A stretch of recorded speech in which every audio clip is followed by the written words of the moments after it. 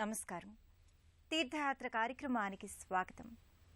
బ్రహ్మ, విష్ణు, మహేశ్వరుల మేలు కలయికగా సత్వరజో తమో గుణాలకు సంకేత రూపంగా వర్ధిల్లే సర్వశుభంకరుడు దత్తాత్రేయ స్వామి. ఇంతటి విశిష్ట గుణ యశోభూతుడైన దత్తాత్రేయ స్వామిని అర్చామూర్తిగా ఆరాధించే సంప్రదాయం దక్షిణ భారతదేశంలో విశేషమైనది. ఆ పరంపరలోనే ఎన్నో దత్త సన్నిధానాలు వర్ధిల్లుతున్నాయి. ఆ కోవలోనిదే కర్ణాటక రాష్ట్రంలోని ధార్వాడలో నెలకొన్న శ్రీదత్త మందిరం. ఈ దత్తధామ విశేషాల్ని నేటి తీర్థయాత్రలో తిలకిద్దాం.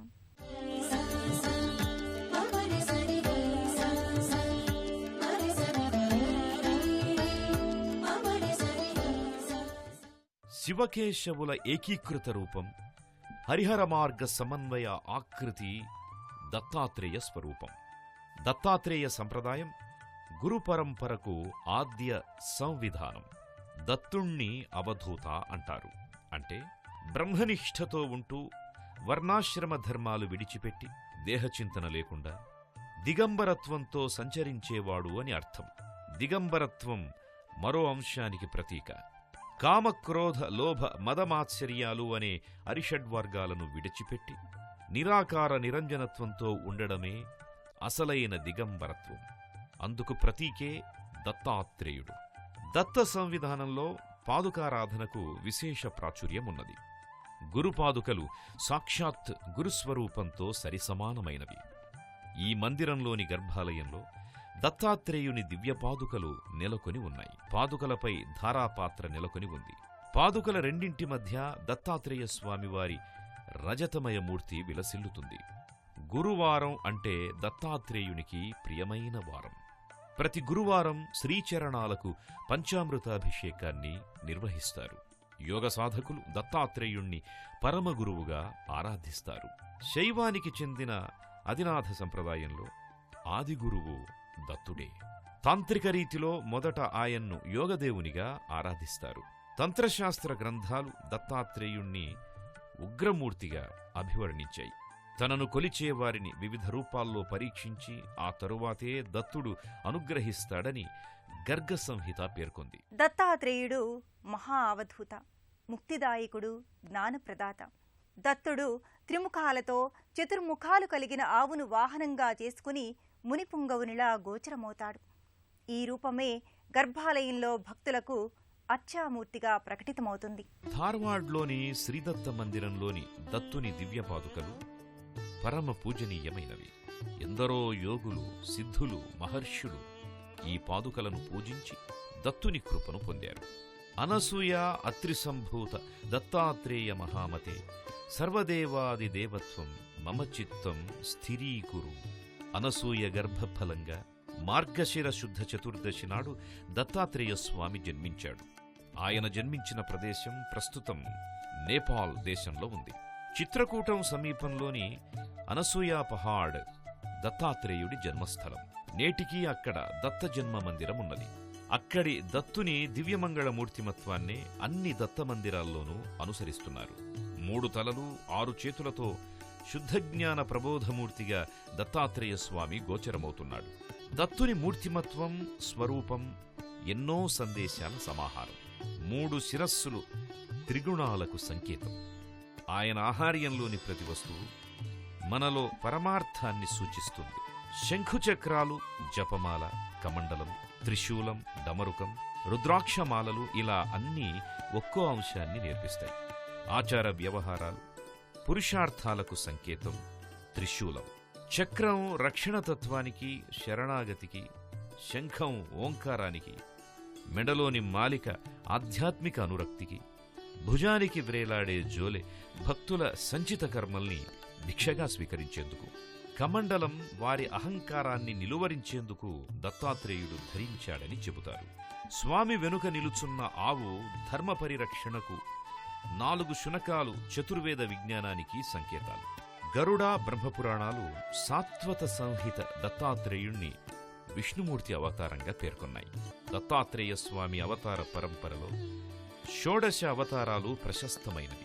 విశ్వంభరావధూత, మాయాముక్త, దత్తావధూత, ఆదిగురువు, సంస్కర, దేవదేవ, దత్తదిగంబర, శ్యామకమలలోచన యోగిరాజ అత్రివరద దిగంబరావధూత యోగిరాజ వల్లభ కాలాగ్నిశమన లీలా విశ్వంభర సిద్ధరాజ జ్ఞానసాగర అనే షోడశ అవతారాల్ని దత్తపురాణం వివరించింది. తనకు ప్రకృతే గురువని, ప్రకృతిలో 24 మంది గురువులున్నారని దత్తాత్రేయ స్వామి స్వయంగా ప్రకటించారు. శివకేశవులకు ఏకరూపం కల్పించే ప్రయత్నం చేయడమే హరిహర అద్వైతం.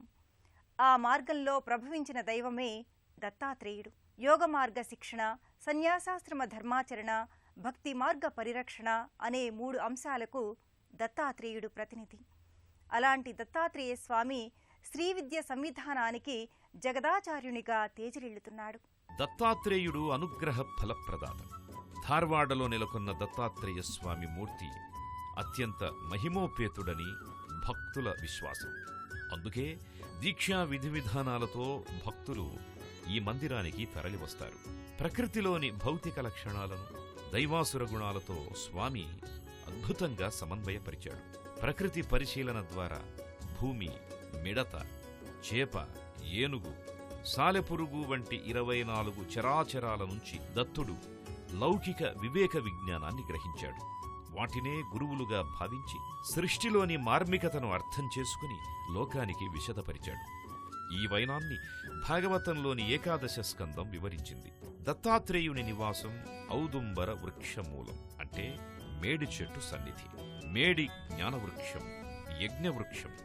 మేడి చెట్టు కింద కూర్చొని దత్తాత్రేయ మంత్రాన్ని జపిస్తే త్వరగా సిద్ధిస్తుందని సంప్రదాయవాదులు చెబుతారు. ఈ జగత్తులోని ప్రతి జీవి జన్మకు సార్థక్యమున్నది. ఆ జీవుల నుంచి ఎన్నో విషయాలను నేర్చుకుని జీవితాలకు సమన్వయం చేసుకోవాలి అనేది దత్త సందేశం. ఇంతటి జ్ఞానమూర్తి ఆయుధరహితంగా ప్రసన్నవదనంతో చిరునవ్వులు చిందిస్తూ భక్తాభీష్ట వరదమూర్తిగా దర్శనమిస్తున్నాడు. ధార్వాడ్ దత్తమందిరంలో మందిర ప్రాశస్త్యాన్ని మరింతగా పెంచే పలు దర్శనీయ ప్రదేశాలు, మందిరాలు ఉన్నాయి.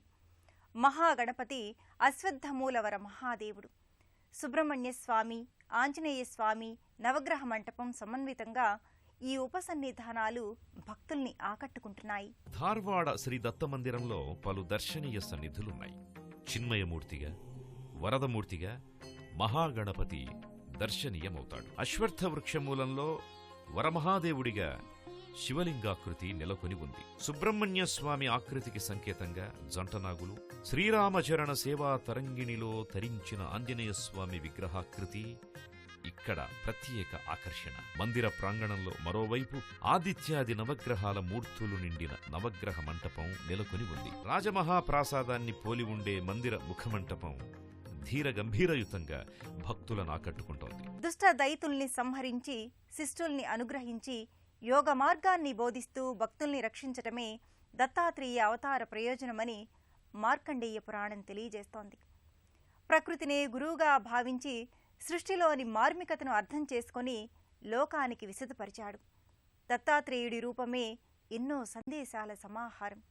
వాటిని లౌకిక జీవనానికి సమన్వయం చేసుకోవడం ద్వారా ఆదిగురువైన దత్తాత్రేయుని అనుగ్రహం సిద్ధిస్తుంది. ధార్వాడలోని దత్తమందిరం సిద్ధమందిరంగా, సిద్ధిధామంగా ఖ్యాతిగార్చింది. ఎందరో దత్తోపాసకులు ఈ మందిరాన్ని దర్శించి స్వామి అనుగ్రహాన్ని ప్రత్యక్షంగా పొందిన అనుభూతికి లోనవుతారు.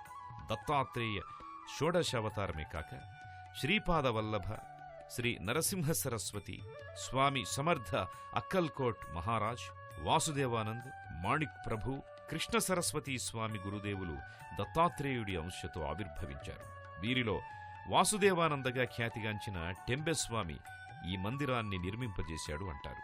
దత్త సంప్రదాయంలోనే పలువురు గురువులు నాథ సంప్రదాయవాదులు సిద్ధి పొందారు. శ్రీ గురుదత్త, జై గురుదత్త, జై జై సమర్థ సద్గురు దేవదత్త అనేది దత్త సంప్రదాయవాదుల తారక మంత్రం. సకల జనులకు సేవ చేయడం, జీవులందరికీ ఏకత్వాన్ని దర్శింపజేయడమే దత్త సంప్రదాయం. ధార్వాడ శ్రీ దత్తక్షేత్ర దర్శనం సకల మనోభీష్టప్రదం, సమస్త సన్మంగళదాయకం. శ్రీ గురుదత్త, జై గురుదత్త అనేది సంప్రదాయాన్ని అనుసరించే వారికి భవ్య తారక మంత్రం. దత్తోపాసనకు ఆర్షధర్మంలో సమున్నత స్థానం ఉంది. జీవులలో దైవత్వాన్ని దర్శించటం దత్త విధానంలో ముఖ్యమైన అంశం. అందుకే ప్రకృతియే పరమాత్మ అని దత్తాత్రేయుడు ప్రబోధించాడు. త్రిమూర్తుల శక్తియుక్తులతో తేజరిల్లే దత్తాత్రేయుడు సర్వాభీష్ట ప్రదాయకుడు. లౌకిక పారలౌకికమైన విజ్ఞానాన్ని అనుగ్రహించే జ్ఞానప్రదాత.